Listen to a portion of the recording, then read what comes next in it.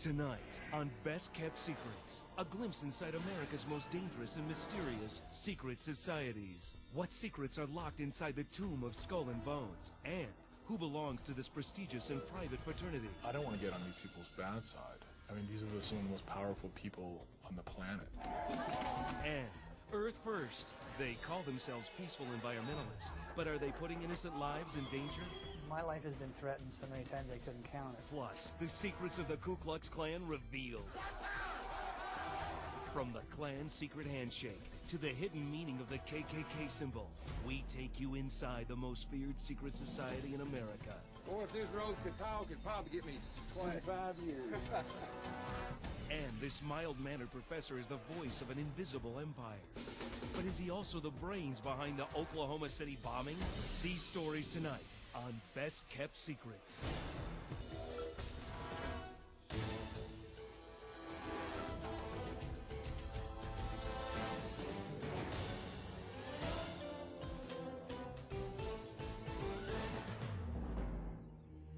January 1989.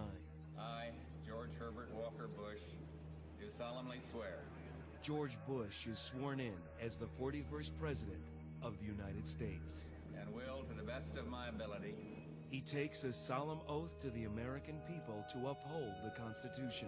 so help me God. Congratulations. Thank you. 11 years later, his son, George W. Bush, hopes to follow in his father's footsteps.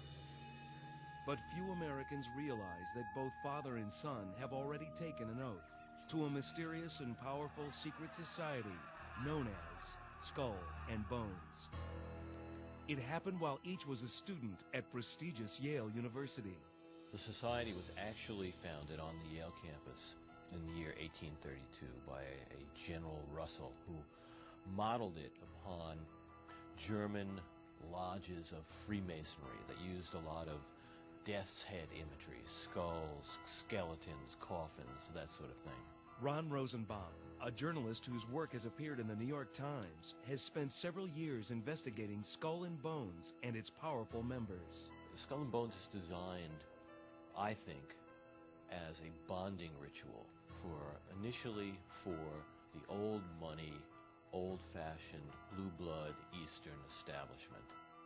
In addition to both President Bush and his son, other distinguished members, or Bonesmen as they're called, include Senator John Kerry of Massachusetts and conservative spokesman William F. Buckley, Jr. Each year, 15 new members are selected from the junior class in a ceremony known as Tap Night. Prospective members receive a tap on the shoulder from a Bonesman. For these chosen few, this exclusive invitation means they are destined for greatness. These 15 people are going to be part of an elite, not just an elite on the Yale campus, but an elite of American destiny. People who will guide the nation, people who consciously see themselves as having a mission to be America's leaders. The new members are led to this forbidding and windowless structure on the Yale campus, known as the Tomb. And it's the secret meeting place of Skull and Bones.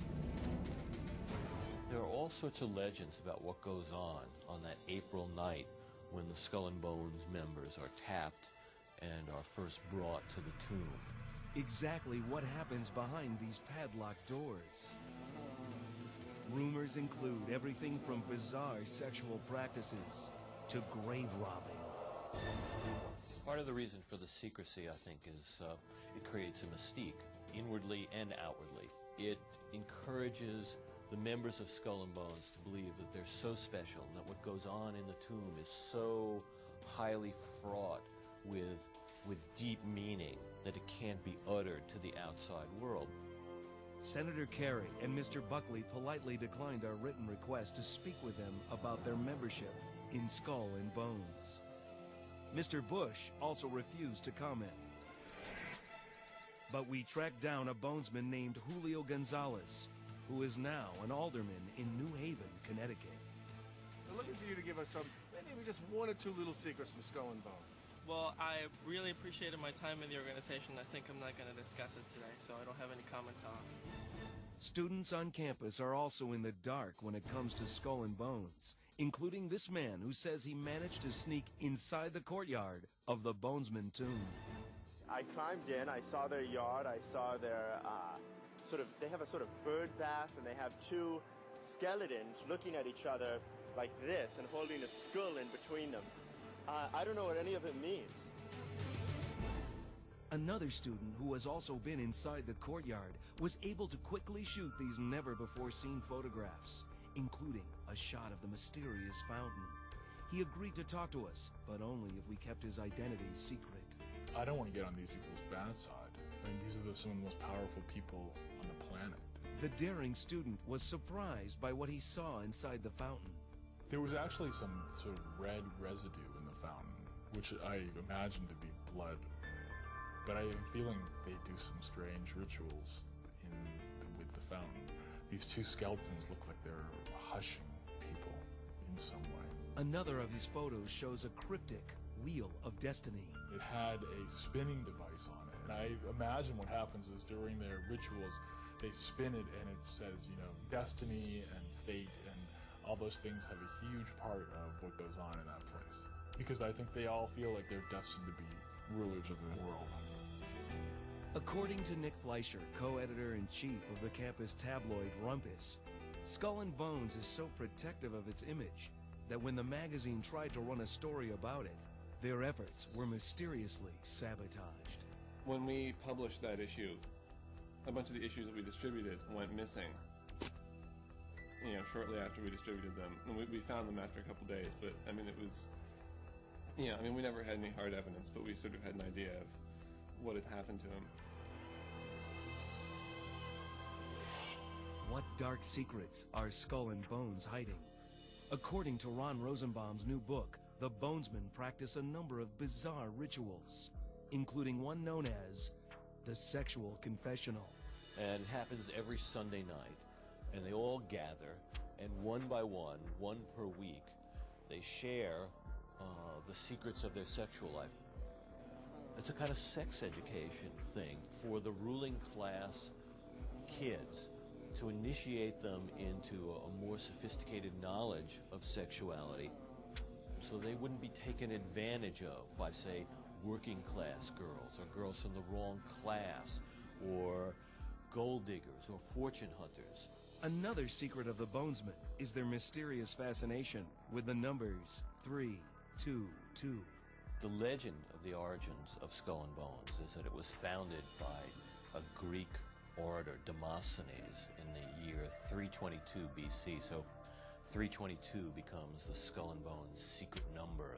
I don't think anyone believes that the Skull and Bones actually started in 322 BC, but mythically they date themselves back to that. So 322 is important to them.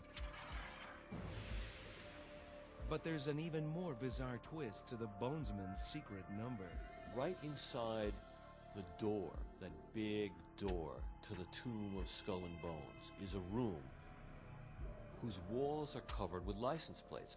Recently, an informant, a woman who was taken inside the tomb of Skull and Bones by an initiate who broke his oath, told me what she says is the secret of the license plates, that every Skull and Bones member is told that when he sees a license plate that has the numbers 322 on it, he's supposed to confiscate them. That was her word, confiscate them. Rosenbaum says his informant revealed an even darker secret, grave robbing. In every class of Skull and Bones, every group of 15 is given the name of some famous person and told to dig up the skull of that person and bring it to the tomb of Skull and Bones. Rosenbaum believes that the Bush family may have been involved in one of the most notorious cases of grave robbing. And one of my informants told me that, and this has been reported elsewhere as well, that one of the skulls in a glass aquarium-like case filled with turquoise chips is labeled the skull of Geronimo, the Apache warrior, because as it turns out, Prescott Bush, President George Bush's father, was stationed somewhere in Arizona near the burial ground of Geronimo at a time when the skull may have disappeared. According to Rosenbaum, members of the Bush family even tried to return the skull. As I understand it, the Apaches turned it down because they said, "We don't think this is the right skull." Despite the disturbing rumors, there are many who believe that Skull and Bones is just a harmless college fraternity.